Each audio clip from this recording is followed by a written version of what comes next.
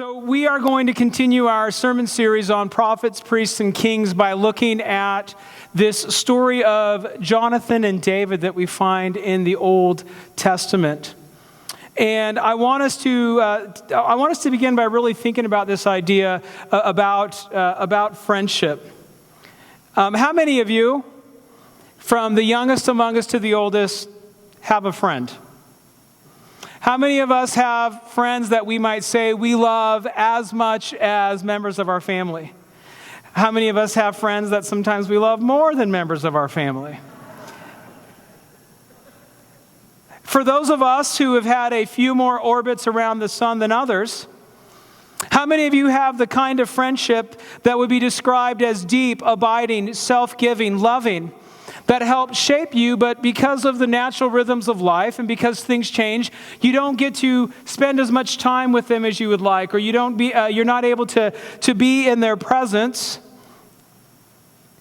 But the moment they call, the moment they visit, the moment they text, it's like as if time and space have become irrelevant.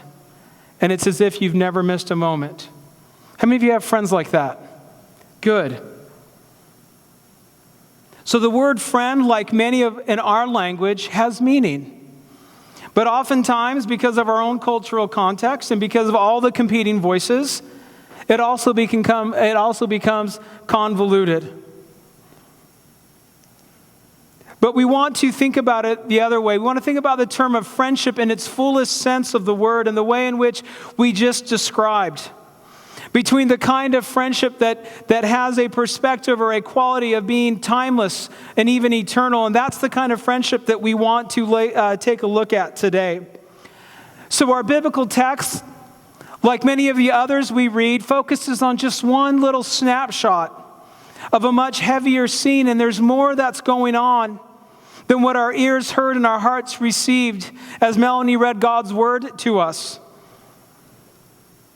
And it's important for us to really consider that our first glimpse of Jonathan and David's relationship is given to us in the 18th chapter of 1 Samuel. We learned last week, if you remember, that when David defeated Goliath, that David was given favor by God to defeat him.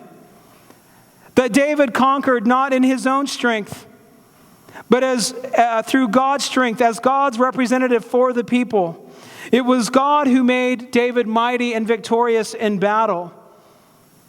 But one of the results of this now is that Saul seizes the opportunity to leverage David for his own gain. And he puts David in charge of his men of war. And as you read the text closely, we learn another important detail, that Saul refuses David to return home to his family. And it's here now on that scene that Samuel captures for us this first interaction between David and Jonathan, and it's worth us recapping today. As soon as David had finished speaking to Saul, the soul of Jonathan was knit to the soul of David, and Jonathan loved him as his own soul. Saul took him that day and would not let him return to his father's house. Then Jonathan made a covenant with David because he loved him as his own soul. Jonathan stripped himself of the robe that was on him, and he gave it to David, and his armor, and even his sword, and his bow, and his belt. And what we learn here is that David and Jonathan were close. And as we consider this story of friendship, I want to pause for a moment to encourage us with this. I realize and I would admit to you that for some of us, the story of Jonathan and David seems dramatically uncomfortable. The intimacy in which the biblical author writes about their relationship touches on nerves within many of us, and this can be for a number of reasons. Perhaps we have convinced ourselves that our experiences tell us we're better off without friends. Perhaps the thought of being transparent, authentic, has not been well received by those around us or even reciprocated, and so we are taught at a very young age, and it's repeatedly affirmed through the course of our lifetime, we dare not be vulnerable. Maybe our own interactions with friends have not led to the kind of love and bond that we read I almost combined their names, Jonathan. David and Jonathan share, but it's led to disappointment, bitterness, anger.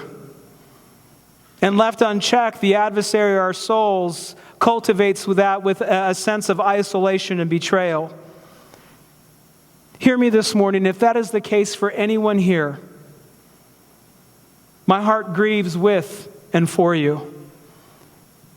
And it is my prayer that your past hurt, your past experiences can be brought to the cross and resurrection of Christ so that this too can be redeemed in such a way that even in the context of your friendships, you can experience the promise of new creation, even in the midst of something as so important as our friendships. Scripture does remind us that a friend loves at all time. Like iron sharpens iron, so one friend sharpens another. We read that Moses and God spoke face to face like friends. Jesus was always a friend to the friendless and calls us as his followers his friends. So it's important for us to know as we continue in this story that friendship is essential to the human experience. They are essential to the human experience. Jonathan and David seem to know and understand this. And even in the big picture of God's story of what he's doing, pointing us to Jesus, we find that the stuff of life is important to our flourishing, to our well-being, to actually being called to be an image bearer within the world. But don't we oftentimes read these stories and we think of people like Moses, like David, like Jonathan, as exceptions rather than the rule? And yet the invitation for us now is to see that they are not the exception. That they're humans just like you and I. And the way they encountered God and the way they encountered one another is oftentimes how we are meant to encounter and to experience these things. So let's continue to dive into our Jonathan and David story. They have an inseparable bond, and we are brought here into the room, as Melanie read, into a conversation between the two of them, and they are discussing David's sense of dread. Jonathan, your dad wants me dead. Jonathan is struggling with hearing this news. He is so convinced that if that was his father's intent, that his father would have told him by now.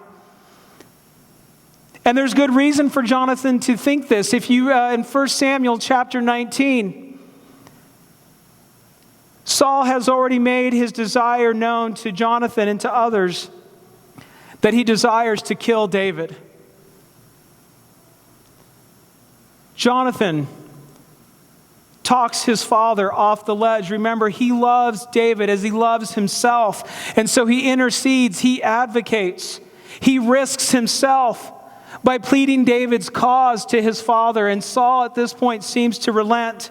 But later in the chapter, Saul changes his mind. He goes back on his word and he orders his men to kill David when he returns home from battle. And again, if you remember last week, one of the spoils of war, one of the things that David was able to do by defeating Goliath is he was given Saul's daughter Michal as a wife. And at this point, Michal still loves David, and she warns David of Saul's plans, and he escapes. And so Saul's anger is now turns towards her. Things are moving from bad to worse. Let's set this up and think about it for just a moment. This plot almost seems too crazy to be true. You and I don't live in a world with kings and queens and princes and giants and shepherds in the way in which David and Saul and Jonathan's world was. And so there might be a disconnect for what this story actually means for us today. But I do think there's something here that many of us would have experience with. Saul is jealous and controlling. And his kingship mirrors the spiritual temperature of Israel and his people at the time. Saul is in it for himself and for himself only, and he will manipulate others to make sure that he will always come out on top. He does this because his trust is not in the Lord. He consistently refuses the provision and grace provided by God by walking in step with the Lord's purposes. Yes, he is the king of Israel, but his sole motivation is to do all he can to make sure the kingdom stays within the familial line. He knows by virtue of his disobedience that he has been rejected as God's anointed to lead his people, but this guy is not going out without a fight. And his anger and his jealousy and his vengeance is directed at everyone else who will get in his way, even to the one whom God had called and chosen, who was truly the shepherd king who would watch a flock, who would protect it from intruders, who slays giants, and whose heart is after God's. And so while we may not understand the world of prophets, priests, and kings directly, we all know too well the human impulse to control, to manipulate, and to be leaned towards violence. And I think of Jonathan in all of this as the one who has so much to lose. He would have grown up knowing he was the crown prince. He was the heir apparent. He would sit on the throne after his father Saul had passed. At some level, it makes no sense that he and David should be knit so tightly because these two dynamics seem to be diametrically opposed to one another. David, at some level, is a threat to Jonathan's future as king. Yet Jonathan has an entirely different perspective. He is drawn to David. He loves him as himself, and he gladly gives of himself to honor, to protect, and to defend David. It's almost as if Jonathan knows, without really knowing it, that David is truly the Lord's anointed, and Jonathan is forced to come to a decision. He must, like all disciples, count the cost. What will be of greater value? His well-being, his success, his future, this kingdom, or will be in honoring the covenant that he and David established as friends? And the question I would ask us is, how do we often view our brothers and sisters in Christ? How do we view our friendships within the community? What marks it? Self-interest or self-sacrifice? Does our approach with others mirror more of Jonathan's towards David, or does it fall along some other line from which we must begin to reconcile and reorient ourselves to the purposes of God? So quickly, honesty, trust, loyalty, and love describe the relationship between Jonathan and David. And this will also be the qualities and virtues that describe the love that Jesus has for his friends. And it is meant to describe the virtues of the kind of love and friendship that we are to have with one another.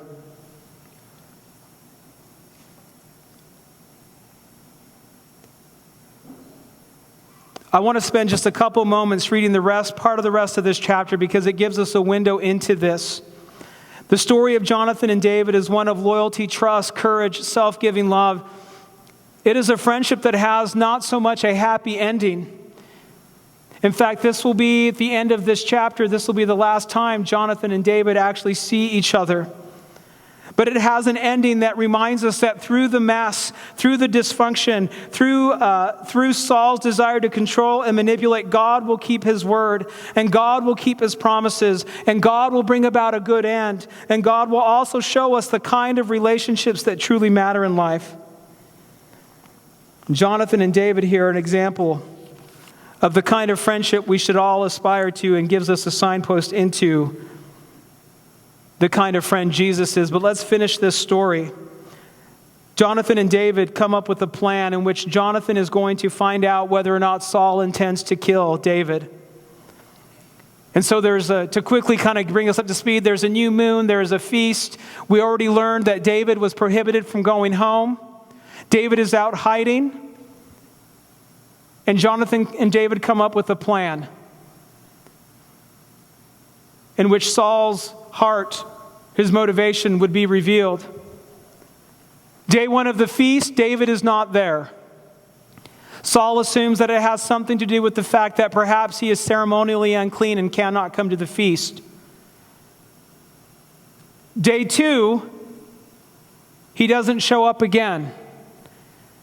And this time Saul's curiosity is raised. And so he asks the question where David is. To which Jonathan answers. And if you want to follow along, this will be, or you're taking notes, this is from 1 Samuel chapter 20, starting with verse 28.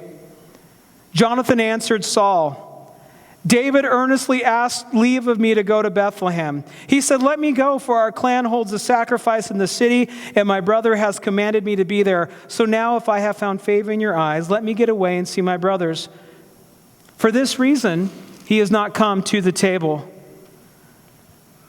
Verse 30, then Saul's anger was kindled against Jonathan and said to him, you son of a perverse, rebellious woman, do I not know that you have chosen the son of Jesse to your own shame and to the shame of your mother's nakedness?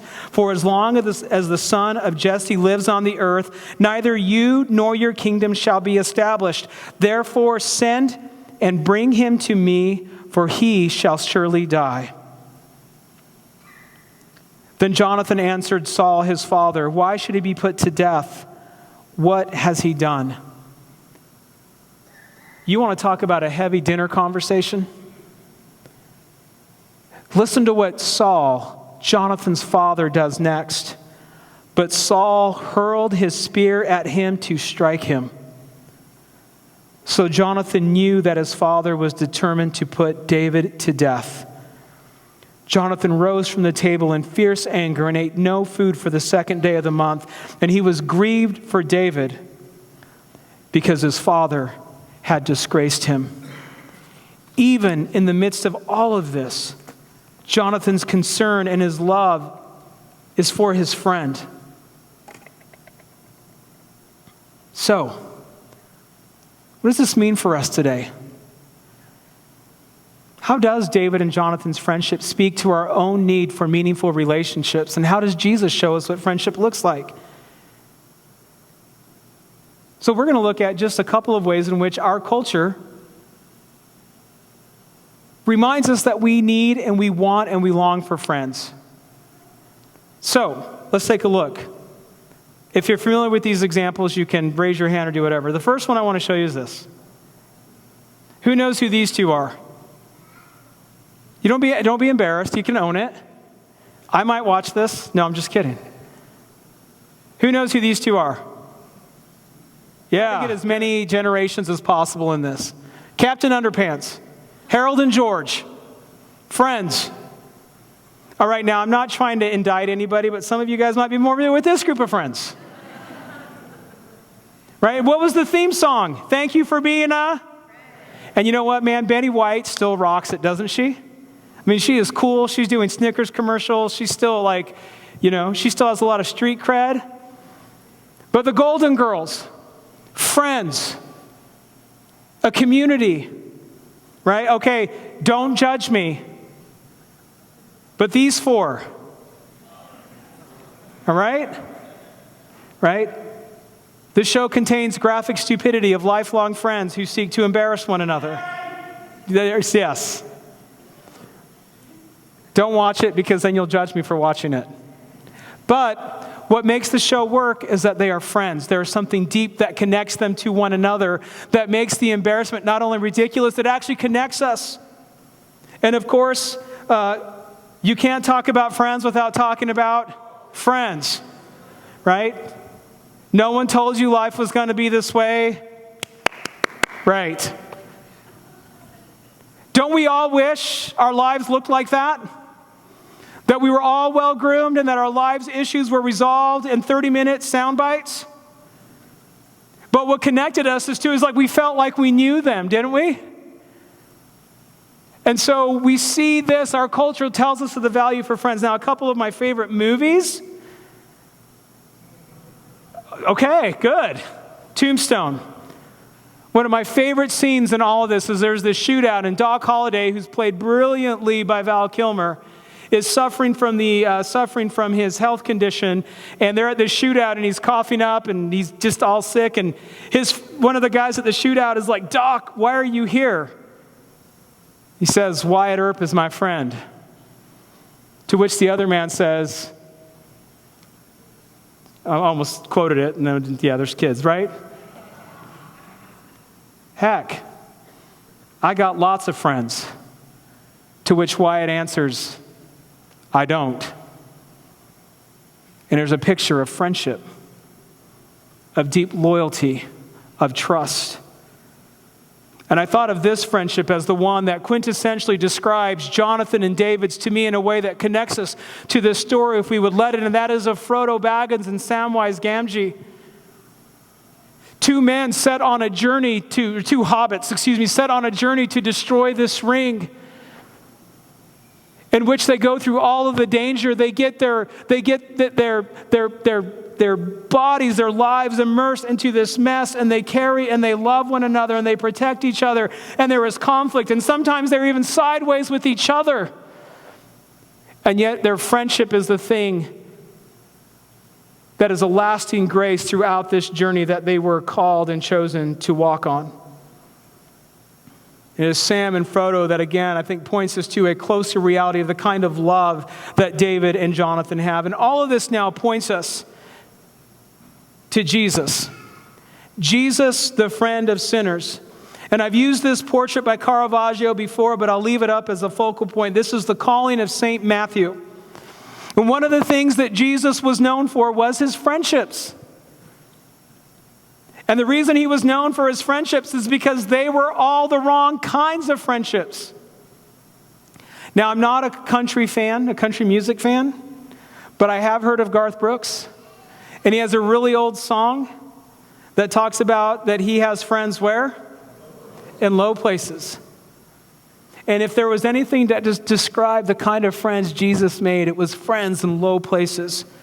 Jesus hung out with all the wrong people, who had all the wrong reputations, who had all the wrong background, who had all the wrong politics, who had all the wrong ethnic affiliations, who had all the wrong physical ailments. You name it, if people thought there was something wrong with them, Jesus went out of his way to befriend them and to love them. So much so that he was given a few titles to wear over the course of his lifetime: drunkard, glutton, and this one, friend of sinners. Luke 15 tells this story well, that he's eating with tax collectors and sinners, and the Pharisees and religious leaders are grumbling and complaining.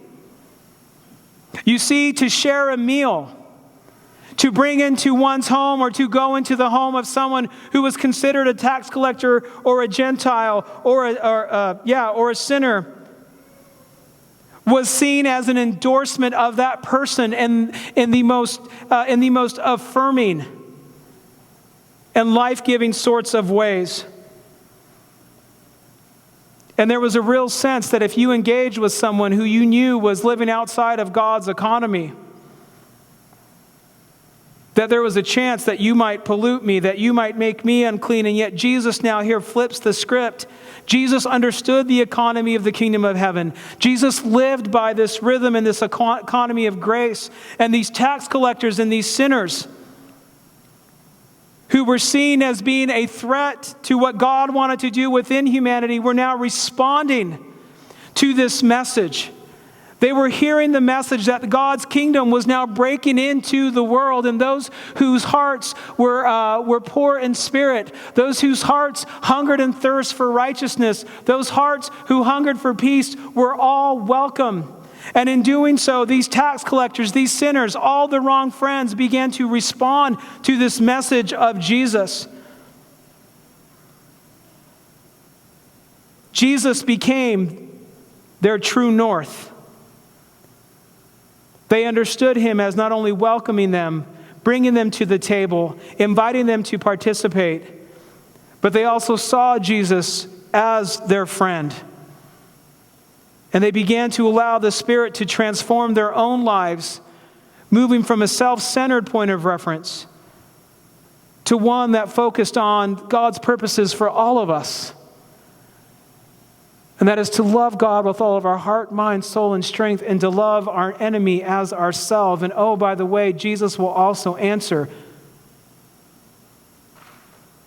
love our neighbor as ourselves. Who is our neighbor? Those who even consider our enemies. And the gift of friendship can win people over. Let me just ask one more question. Have any of you ever met somebody and your first impression of them wasn't great? You actually didn't like them, and then you got to know them, and you became friends, and God used friendship to win you over? We see this play out in our everyday life.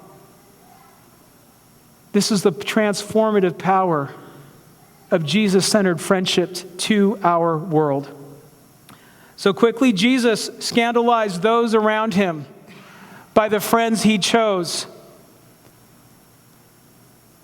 Now, I just want to say this quickly because I think it does bear mentioning.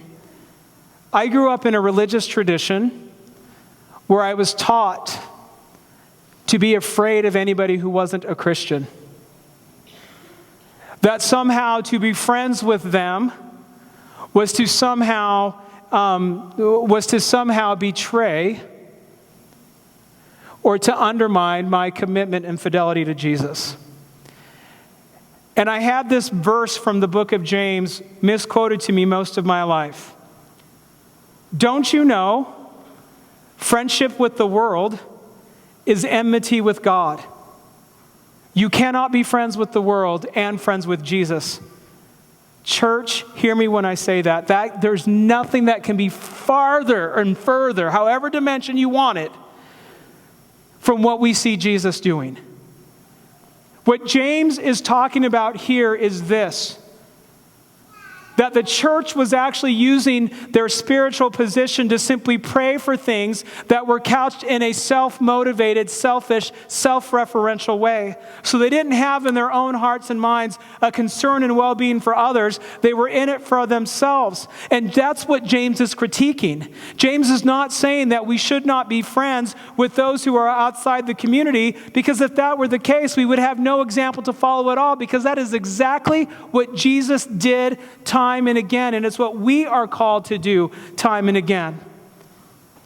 But part of our friendship to the world has to be lived out in our friendships with one another as well. Because I see this happening all too much in the church, and if you give me 2 minutes, we'll wrap up. So for those of you who are visiting, 2 minutes means 20. All too often, I have seen this played out this way. We make our friends simply by those who agree with us on everything. We choose our friends by those who would join the same social media pages, the same online groups. We have no room for dialogue or to learn from one another and to think critically, to sit at the table with those who have different experiences, different perspectives, who are equally called to love Jesus. And we hold each other at arm's length because we don't want to be disappointed. Yet the call for us as the church is to all follow Jesus together, to be transparent, to be vulnerable, to be open, to learn. After all, that's what a disciple is. It's a learner.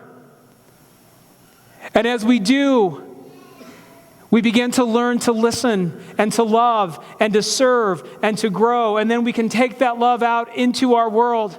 And I promise you, there is a culture and a world hungry for a place where they can belong without being worried about being judged or shamed, where they can share their experiences, their perspectives, and they can also share their story about how Jesus has radically saved and changed them and set them on a course of new life.